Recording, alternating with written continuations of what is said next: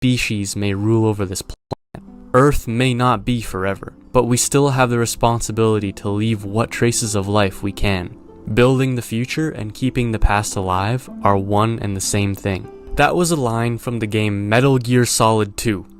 And it's okay if you don't know what that is, but I just think that it really illuminates the point of what I'm trying to make here. It means even the bad stuff matters. The failures, the small and seemingly unimportant moments, they're part of what we leave behind. Failures aren't wasted. They shape us. They teach us. They make us grow. They even give the people who come after us a guide to life, even after we're gone. Failures act as guardrails for the bowling ball that leads to our success. We think that we're going off course, but the guardrail is actually just showing us and correcting our trajectory, telling us where to go.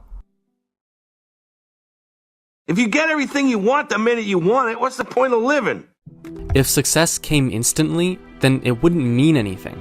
The point of living is to not always have the success, but to maybe mess up sometimes and try and fail, but then recorrect your course and turn the losses or failures into an eventual win, just like Dark Souls, which is more earned in the end and something you can actually be proud of, which would make you more happy and it would make it more of a success. For example, an argument with your girlfriend could technically be seen as a failure, but the way that you guys handle it together determines if you guys are actually just attracted to each other or if there's something strong there, a foundation to build off of and live a life together off of that. Every argument is a test.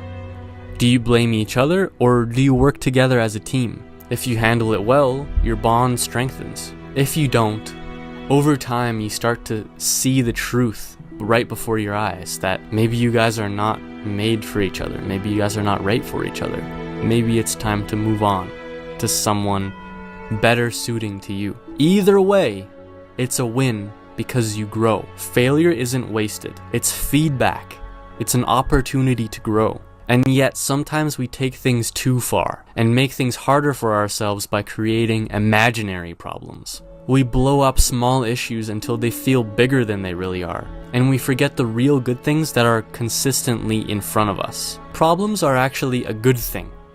But if you think of imaginary problems, then that can lead you down the wrong path. And then that is how problems become bad.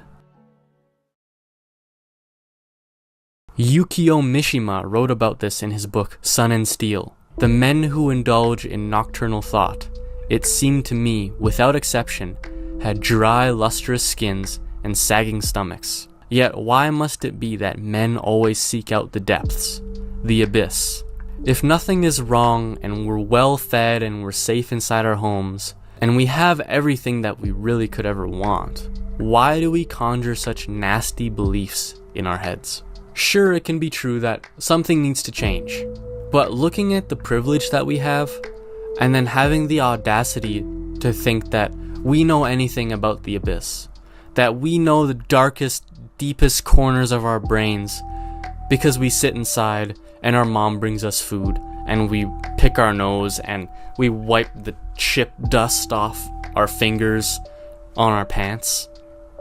Like, that is absurd. We blow up small issues until they feel bigger than they are, and we forget the real good things that are consistently in front of us. But perhaps something does actually need to change. Perhaps we do suffer because we are not using ourselves to our highest potential, because we are not living to our deepest realization.